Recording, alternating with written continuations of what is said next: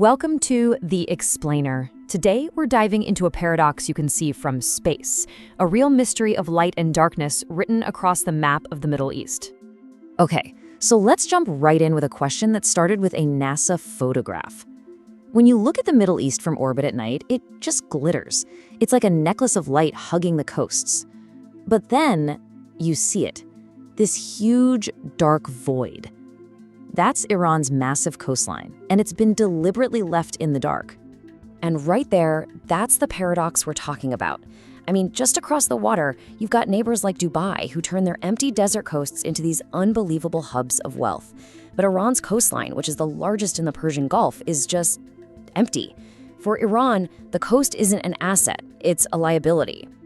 To really get why, we need to rewind the clock. I'm talking way back, like 3,000 years of Iranian history, where a very specific and pretty painful pattern starts to emerge. It's really no accident that Iran's great empires always put their capitals, their centers of power, deep inside the country, hundreds of kilometers away from the shore. This wasn't just a quirk, it was a core survival strategy. You see, history taught Iran the same brutal lesson over and over and over again. Every single major threat, from Alexander the Great all the way to the British Empire, came from the sea. The coast was the empire's soft underbelly, and a simple rule took hold: whoever lives on the coast falls first. So what did they do? They turned the country itself into a fortress. You've got the jagged Zagros Mountains in the west, the massive Alborz Range up north, and two of the world's deadliest deserts right in the middle. It created this incredible natural moat to protect the country's heartland. But keeping invaders out was only half the battle. The other half, just surviving in a place where water was, and still is, everything.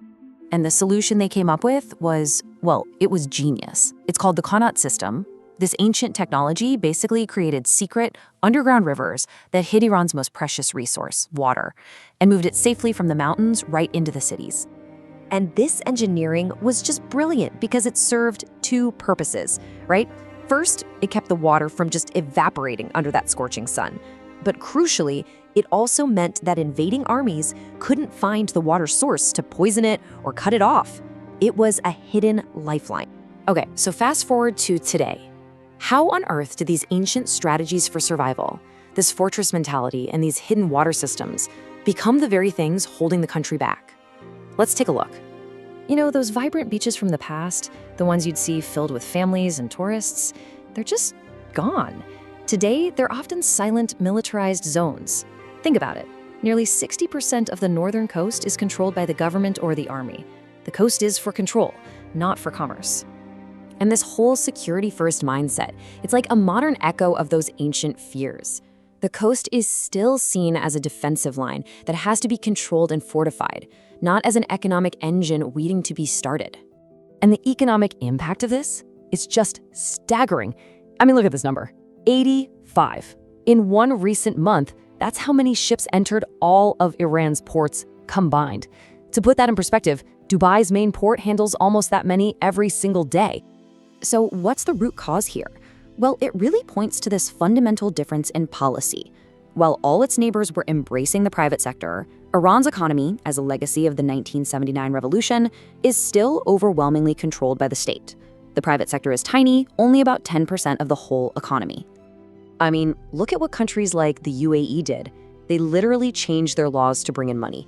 They went from requiring foreign investors to have a local partner to allowing 100% foreign ownership.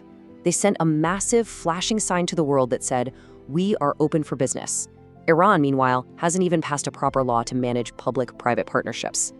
So this mix of deep-seated isolation and rigid state control, it's created this perfect storm of crises, both for the economy and for the environment. The system just doesn't work for investors, and here's why. Even for a friendly country like India, estimates suggest it would take them 28 years just to get their money back on their investment in the Chabahar Port. For any other potential partner, that's not just a red flag, it's a brick wall. And then you pile on top of that the heavy international sanctions. The threat of what's called secondary sanctions basically acts like a force field, cutting Iran off from the global financial system. It just scares away all the money and the expertise needed for these huge coastal projects. But what's truly ironic is that the very geography that once protected Iran is now turning into a trap. During the driest year in 2 decades, some coastal areas saw a staggering 90% reduction in rainfall. And what does that lead to? A catastrophic water crisis that's forcing a mass migration, with 1 million people moving every year. The very qanat systems that were the key to survival are now collapsing from drought and overuse. People aren't fleeing the coasts because of invaders, they're fleeing because there's no water. So you can see how this economic frustration just boils over into political anger. People in the coastal regions feel like they're giving everything, their resources, their security, and getting nothing back because all the wealth flows to the capital, to Tehran. And this really brings us to the heart of the matter. It was never just about the land or the sea, was it? It's about the systems that we build. At the end of the day, you've got 2 different systems in the exact same body of water producing wildly different results. One side chose openness and built a system on trust. The other chose control and built a system based on fear. And that leaves us with one last question to chew on. When the trust between a government, its own people, and the rest of the world completely breaks down, what good is a 3,000-kilometer coastline? Is it still an opportunity, or does it just become a border, a wall?